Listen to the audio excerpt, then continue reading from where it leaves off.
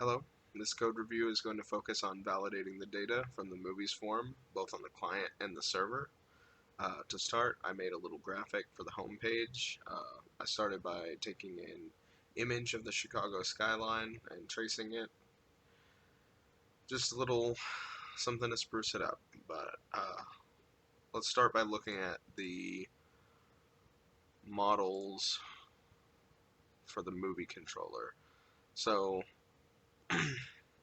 we've added some data annotations to assist in the validation. Just give a friendlier message when the validation returns, like for required. For instance, everything that's required, which is pretty much everything in the movie model, is required.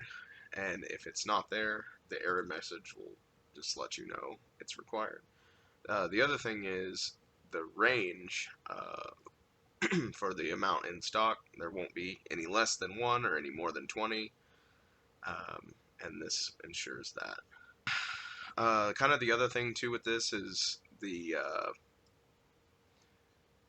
question mark annotation for the date time of the release year, and that fixes that bug where the placeholder wasn't showing up when you made a new movie.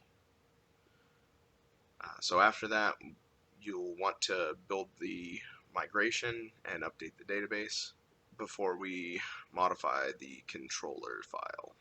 So none of the actions really need to change except for the save action, and you'll notice it's now an action result because we're not only doing redirects, but we also might return a view or partial view.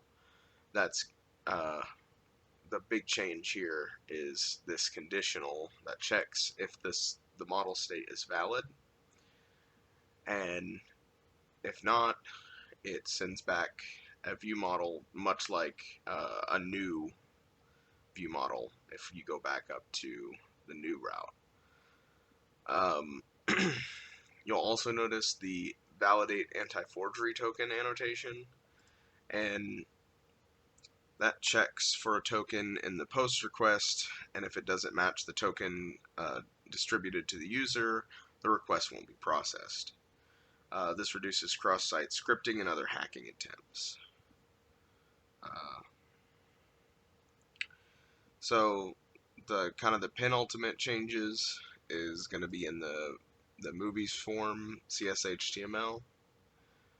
So we've added a new class to the required information heading. It's a text warning. It's a bootstrap class. It gives it kind of a yellowy look. And then for every field here, we've added a validation method using these lambda functions again that associates the validation method for that field in the model. That's why we had to make the annotations in the model file. But we've also added the helper function to generate the anti-forgery token before the page is sent to the user, and a render script that will use the jQuery validation bundle to validate the data on the client side to minimize the amount of network requests. So kind of the last thing that we changed here is the site.css file, and it's going to be the two changes for these selectors right here, the input validation error and the field validation error. Both of those selectors aren't active unless a field is not validated, or it is validated but it's not valid.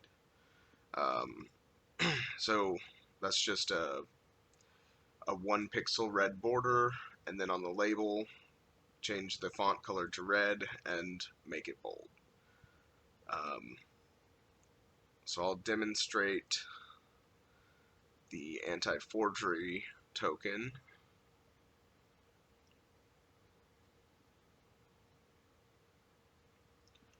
So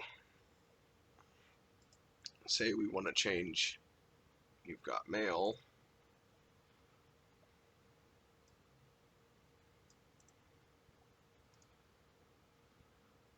we open the inspector,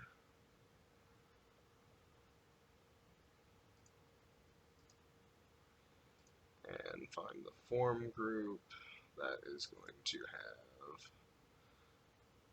the anti-forgery token, and we change that value,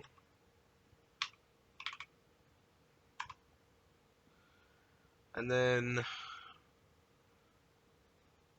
change the name of it so it will be really noticeable if it does work, but it won't.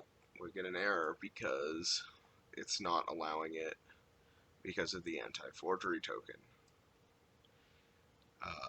Thank you for watching this code review. Have a great day.